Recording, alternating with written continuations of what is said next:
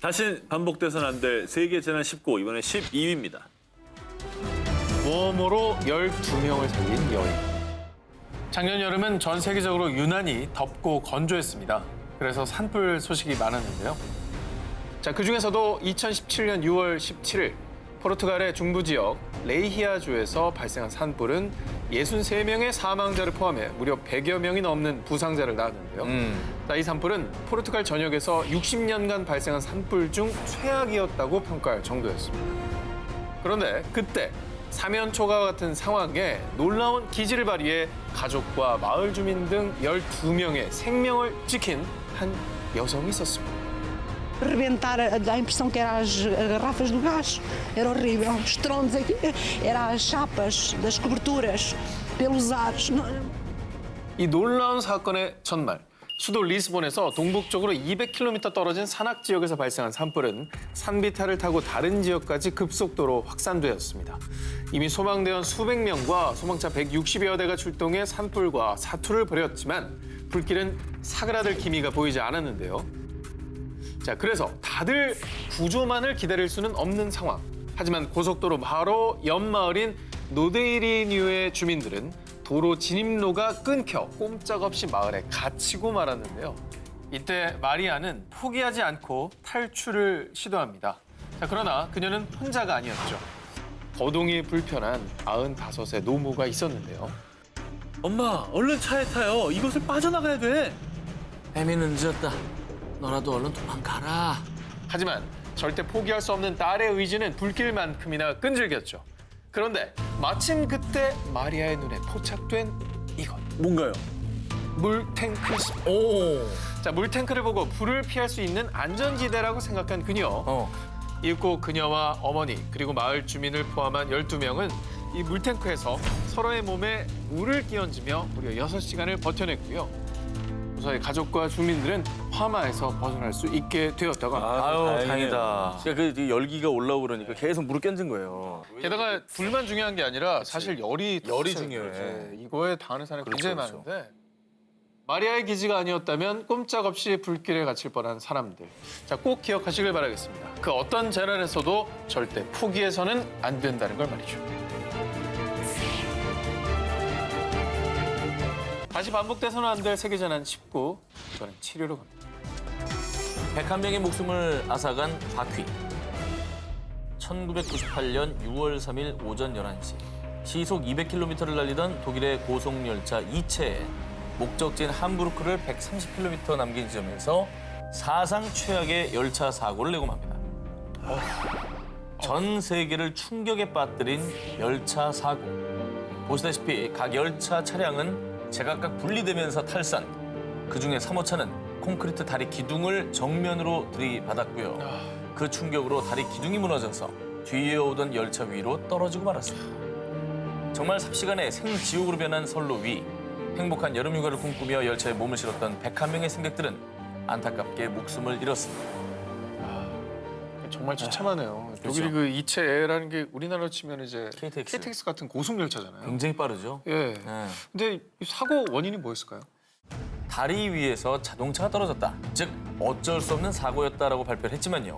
하지만 진상조사 뒤 밝혀진 사고의 원인은 막을 수 있는 인재였다는 사실이었습니다. 인재라고요? 그렇죠. 1991년 프랑스에 이어서 유럽에서 두 번째로 고속열차를 운영하게 된 독일. 기술공업 강국답게 고속열차 2체에 대한 자부심은 대단했습니다. 그런데 막상 운영을 시작하고 나니 문제가 이만저만이 아니었습니다. 찻잔이 엎어질 정도로 열차가 심하게 흔들렸고요. 소음도 심해서 승객들의 불만이 쏟아지기 시작한 거죠. 결국 독일의 철도 기술진은 고속열차 긴급 점검에 돌입, 승차감을 안정시킬 가장 손쉬운 방법을 찾게 됩니다. 바로 열차의 바퀴를 교체하는 것이었죠. 참고로 2체의 열차의 바퀴는 바퀴 하나가 한 덩어리의 강철로 이루어진 모노블록 형태였는데요. 이걸 두 개의 바퀴를 결합한 듀얼블록 제품으로 전격 교체. 그런데 문제는 이 듀얼블록 바퀴가 오래 사용하게 되면 마모로 인해서 끊어질 수 있다는 것이었습니다. 이미 이 문제점을 알고 있는 독일의 한 트램 회사는 사고 1년 전부터 철도 주식회사에 사고의 위험을 알렸습니다. 게다가 사고 2달 전에는 2체의 기관사와 승무원이 바퀴에 이상이 있는 것 같다라고 보고를 했습니다. 하지만 이체 열차 바퀴에는 문제가 없어요. 그냥 자기들 일이나 해요. 예? 라며 이 모든 경고를 싹 다 무시했다고 합니다. 그런데 더 화나는 건 당시 독일 고속열차의 바퀴 안전성 검수 방법이 그냥 육안 검사였다는 겁니다. 랜턴으로 불을 비춰서 맨눈으로 검사하는 거죠. 그러니까 즉 이미 예고된 대형 참사였다는 겁니다. 7년간 마모된 바퀴가 선로 위에서 끊어지면서 일어난 세계 최악의 고속철도 참사입니다. 이렇게 평생 잊을 수 없는, 아니 지울 수 없는 대참사를 맞고 나서야 독일 철도 주식회사는 바퀴를 다시 모노블록 형태의 튼튼한 강철 바퀴로 교체를 하고요. 열차 바퀴 점검 방법을 강화했다고 합니다. 우리가 일반적으로 생각하는 어떤 그 독일이라는 나라의 이미지랑은 되게 다른데요? 그렇죠. 독일이라면 만약에 저런 불만이 올라왔을 때 바로 처리하겠죠. 되게 철저하게 조사를 할 것 같은데 오히려 우리가 오버한다 싶을 정도로 더 조금 그렇잖아요. 좀 네. 대비를 할 것 같은데 의외입니다. 근데 왜 그랬지?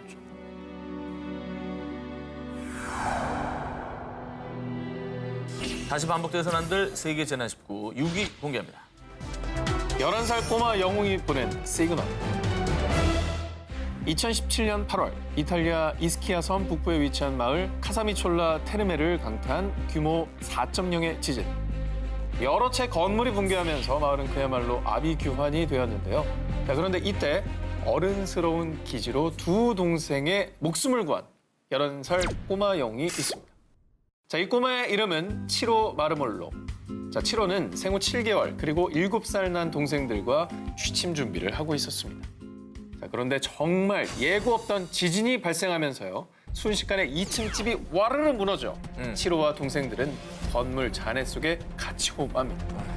자, 한편 사고 직전 욕실과 주방에 있던 부모님은 구조대의 도움으로 창문을 통해 가까스로 빠져나올 수 있었는데요.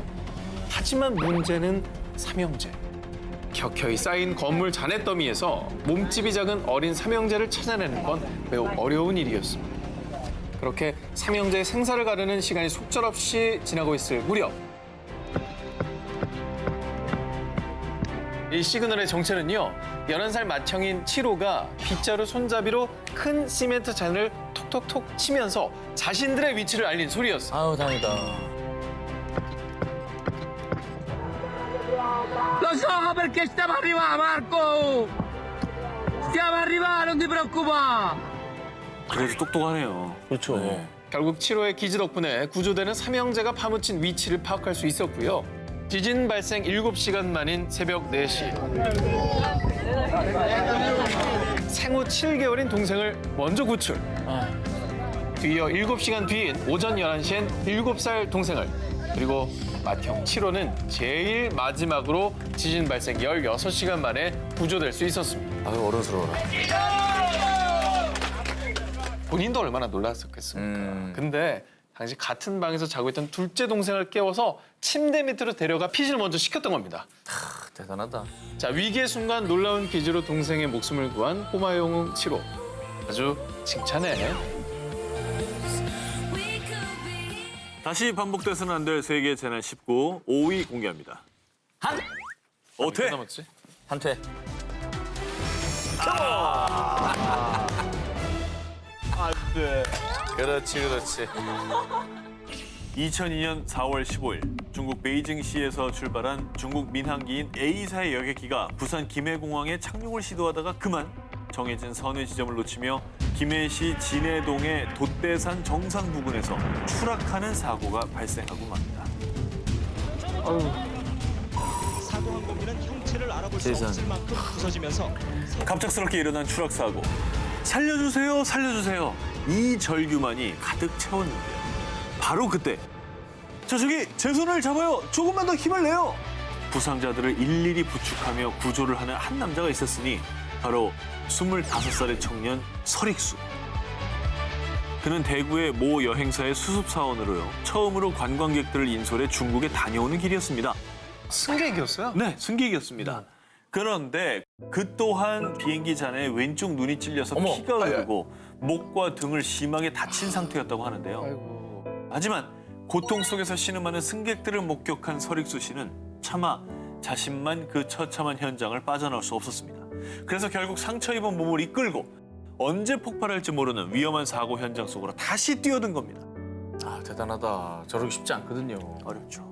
얼마나 무서웠겠어요, 그죠? 그러니까.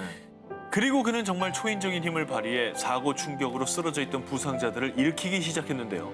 무려 20여 명의 승객들을 안전한 곳으로 피신시켰고요. 눈도 찔렸는데. 또 자신의 옷을 찢어서 부상자들을 지혈하거나 119 구조대에게 추락 지점을 알린 것도 설익수 씨. 정말 중요한 역할을 모두 해냈습니다.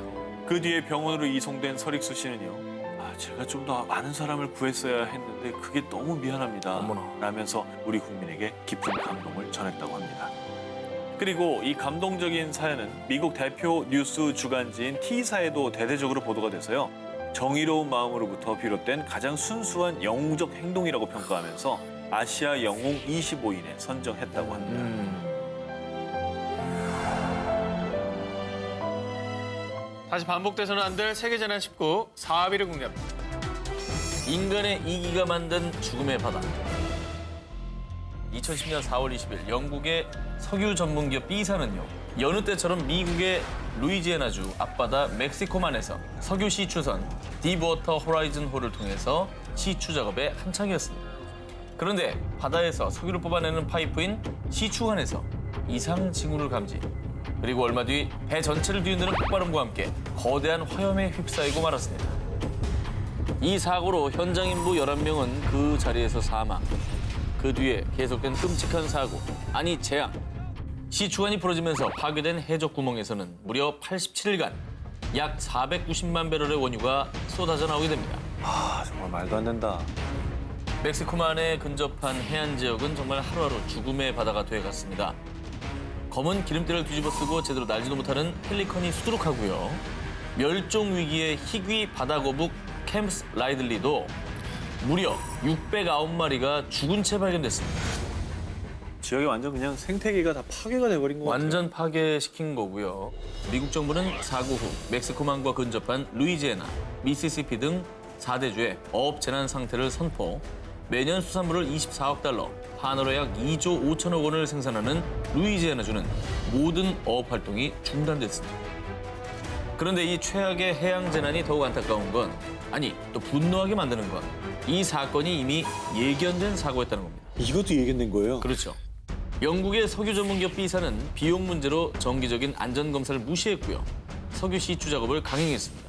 게다가 근로자들이 심야에 잠에서 깨는 것을 방지하기 위해서 경보 장치를 꺼놨다고 합니다. 말도 안 돼. 갖은 작업 끝에 2010년 9월에 사고가 난 해저 유정은요, 밀봉이 됐습니다, 일단. 하지만 이미 유출된 기름으로 망가진 생태계는 언제 복구될지 모르는 상황입니다. 영국 원유 시추회사 B사가 미국에 24조 원을 배상하기로 했지만 돈으로는 어떤 것도 보상할 수가 없겠죠. 앞으로는 부디 이런 끔찍한 재앙이 반복되지 않길 바랍니다.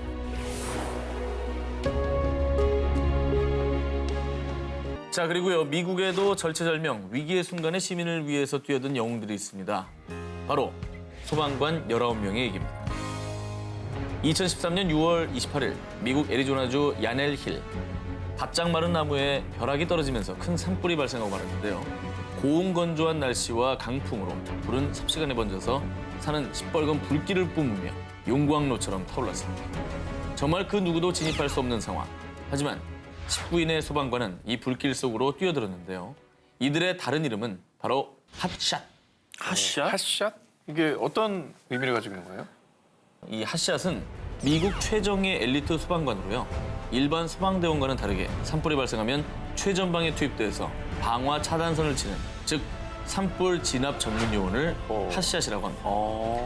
약간 소방관 중에서도 특수부대, 특공대 이런 느낌인 거군요. 그렇죠. 정말 핫샷의 임무와 역할이 굉장히 중요하겠어요. 맞습니다. 그래서 애리조나주 야넬 힐 화재에도 긴급 투입된 19인의 핫샷 요원인데요. 이들은 일반 소방 호스가 아닌 톱과 도끼, 불을 붙이는 토치를 들고 불이 난 곳에 반대로 달려가서 불이 번질 염려가 있는 풀이나 나무를 먼저 자릅니다. 또 땅을 파서 경계선을 구축한 뒤 맞불을 놓아서 불길을 잡는데요. 이렇게 불과 사투를 벌이고 있는 그때